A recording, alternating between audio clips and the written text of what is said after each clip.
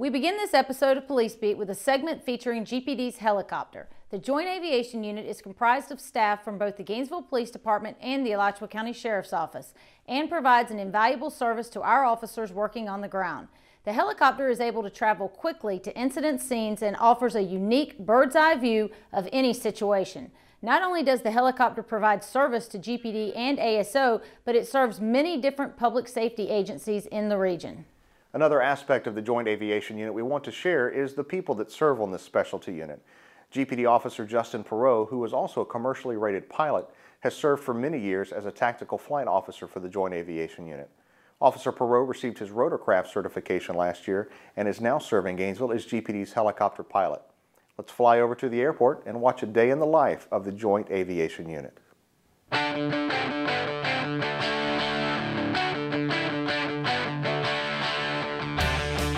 Joint Aviation Unit came about in the mid-90s after the student murders. When the student murders occurred, we realized we were using a lot of air support from other agencies. So GPD decided that they wanted to look into a helicopter. They obtained a helicopter, not this one that's behind me, but a different one, through our military surplus program. And when that occurred, the Alachua County Sheriff's Office decided they wanted to join the unit and make it a joint unit between the two so we could share expenses and everything. At the start of my shift, the first thing I do is I check the weather. Weather is the dangerous factor for us. So I'll check the weather, I'll make sure it's a good fly day. If it's a marginal fly day, then we'll consistently be checking the weather. I'll check the weather, make sure the weather's good, what the forecasted weather is, what the weather will be like when we get back from our mission, because if we go out, we have to make sure we can get back into the airport.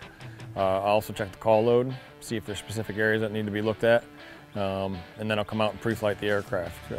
Mechanically, I need to make sure it's sound. We have a full-time mechanic, but I also, as a pilot in command, need to make sure it's airworthy and ready to go. The aircraft behind us is a 1970 OH-58 C model. It came from the military. That's a military surplus trainer that we got from the military for a very small fee. We then outfitted it, as you see, for law enforcement mission.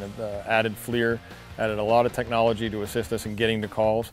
With that aero computer that we have on board, they give us an address. One dispatch gives us an address. We type it in, and it literally draws a line from the helicopter to that address straight. So we can fly over the trees, the houses, and with the doors on, the aircraft can reach about 110 miles an hour, which is a lot faster than a patrol car would be going.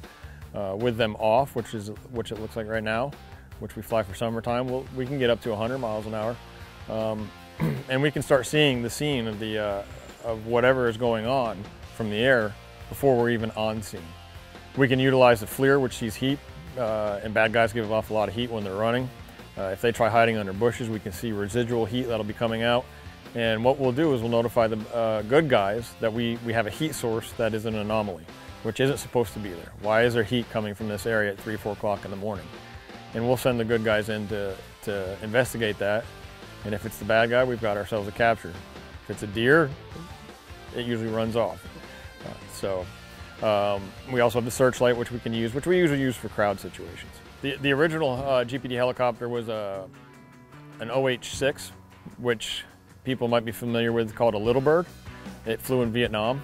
It was actually shot down in Vietnam, but that helicopter is what started the Joint Aviation Unit and GPD's venture into the air. It was retired after 10 years of service, and it's still currently flying, last I checked, in the Pacific Ocean off of a boat searching for schools of tuna. We share everything with the Sheriff's Department. The Sheriff's Department has an identical aircraft, which is an A+ model. I can fly the green and white helicopter or the blue and white helicopter, and vice versa. My partner, who is also the chief pilot, Richard Bray, he wears a green uniform. He's a deputy. But we share all the equipment out here and all the responsibility. You can even see the tractor that's hooked up to the aircraft, says Sheriff on it. The funding of the Joint Aviation Unit comes from forfeiture money. The purchase of the aircraft, the purchase of the equipment, everything you see behind me is forfeiture, meaning if we arrest a drug dealer who has a lot of money on him, if we take his car because his car is paid for and we sell it, that's where the money comes from. It does not come from any taxpayers, which is unique about this unit. The University Police Department, the Fire Department, Alachua Police Department, we get called to Levy County, Marion County, Columbia County. So it benefits this whole region, north central Florida really, because they see that the Gainesville Police Department's out there helping them. And when we're overhead, You know, we could be on a regular patrol or we're looking for somebody. We're just not going above them to make any just noise for any reason. This is our 4th full-time member, Chopper, who's taking care of business right now. Chopper's been here for about 14, 15 years. He showed up one day and has never left since. He's our guard dog. He watches the helicopters at night. We feed him, give him water. He walks under our feet, makes us fall over sometimes, but he gives us a lot of company. As you can see, the Joint Aviation Unit is a very unique part of the Gainesville Police Department that we're very lucky to have. We are also very lucky to have a talented officer at the controls of our aircraft. Joining us on set today is Officer Perot, GPD's pilot. Thanks, Ben. Happy to be here.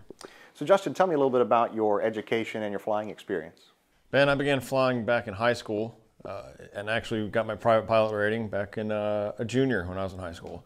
I always wanted to fly and was lucky enough to apply to Embry-Riddle Aeronautical University, where I obtained my commercial rating in fixed wing, my multi-engine rating, and my instrument rating in fixed wing aircraft.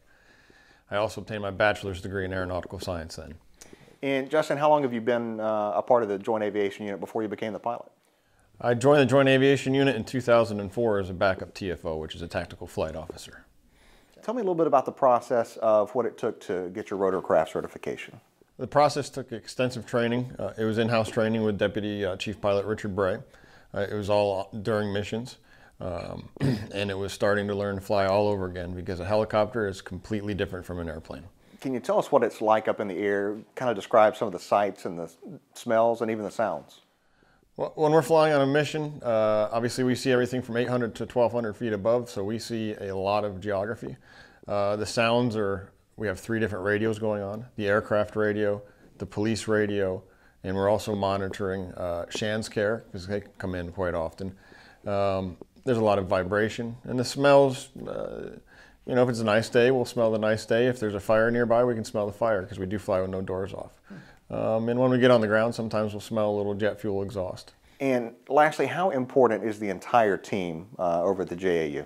The entire team is invaluable. If we didn't have our maintenance tech, we couldn't fly because of the maintenance needed on the aircraft. If we didn't have a tactical flight officer in the left seat, we couldn't fly because a pilot cannot do the tactical flight officer job and fly the aircraft. And obviously, if we didn't have a pilot, the tactical flight officer couldn't do his job.